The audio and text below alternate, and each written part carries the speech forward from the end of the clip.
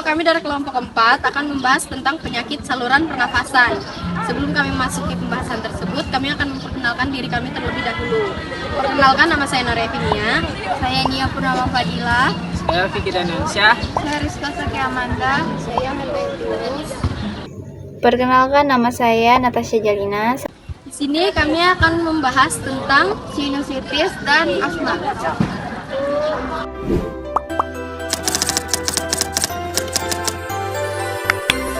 Sinusitis adalah peradangan atau pembengkakan pada jaringan yang melapisi sinus atau dinding sinus. Sinus merupakan rongga kecil berisi udara dan terletak pada struktur tulang wajah.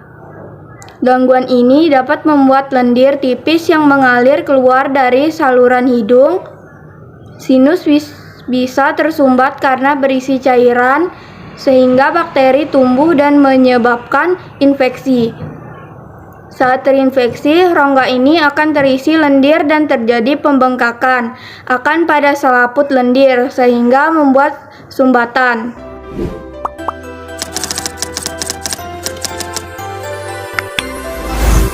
Baik, saya akan menjelaskan penyebab penyakit sinusitis.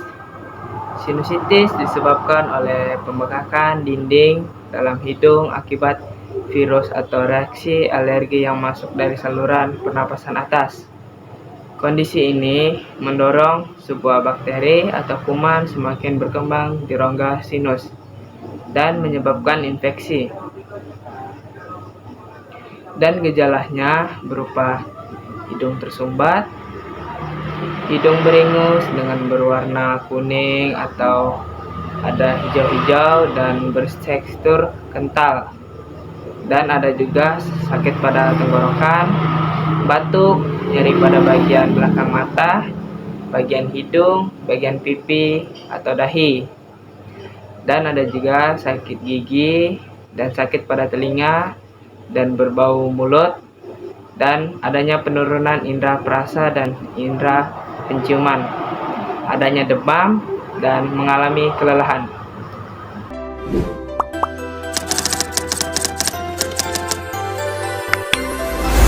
Saya akan membahas tentang pencegahan sinusitis. Yang pertama, batasi kontak dengan orang yang sakit. Yang kedua, jagalah sirkulasi udara. Yang ketiga, jaga kelembapan hidung. Yang keempat, banyak minum air putih. Yang kelima, cukup waktu istirahat. Yang keenam, hindari paparan zat kimia berbahaya. Yang ketujuh, berhenti merokok atau menghindari asap rokok. Yang kedelapan, waspadai suhu yang berubah. Yang kesembilan, konsumsi obat penghilang rasa sakit. Sekian dari saya, terima kasih.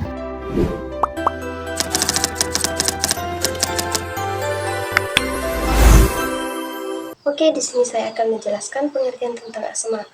Asma adalah salah satu masalah paru-paru yang membuat pengidapnya kesulitan bernapas akibat peradangan dan penyempitan pada saluran pernapasan. Tak hanya kesulitan bernapas, asma juga menyebabkan gejala lain seperti bunyi, batuk-batuk, dan nyeri dada.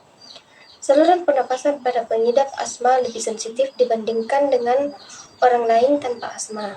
Ketika paru-paru teriritasi akibat zat pemicu yaitu asap rokok, debu, bulu binatang, dan lain-lain, maka otot-otot saluran pernapasan pada pengidapnya menjadi lebih kaku dan menyempit.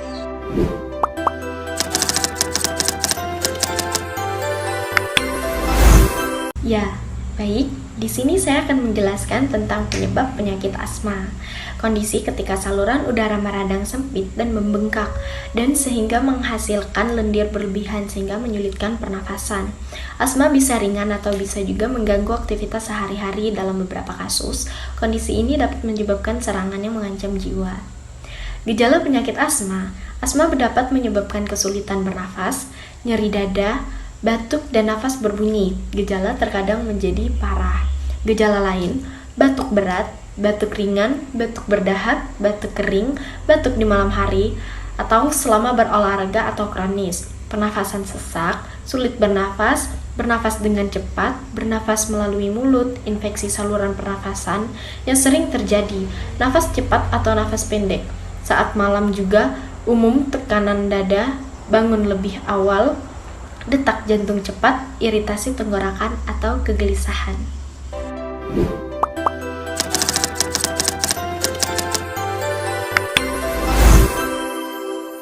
Untuk mencegah asma, ada beberapa tindakan yang dapat dilakukan, antara lain mewaspadai timbulnya gejala asma, hindari pemicu asma, jaga kebersihan lingkungan, jalani vaksinasi flu secara teratur, atur pola hidup sehat, turunkan berat badan bila menderita obesitas, mengelola stres dengan baik. Sekian dari pembahasan kami. Kami ucapkan terima kasih.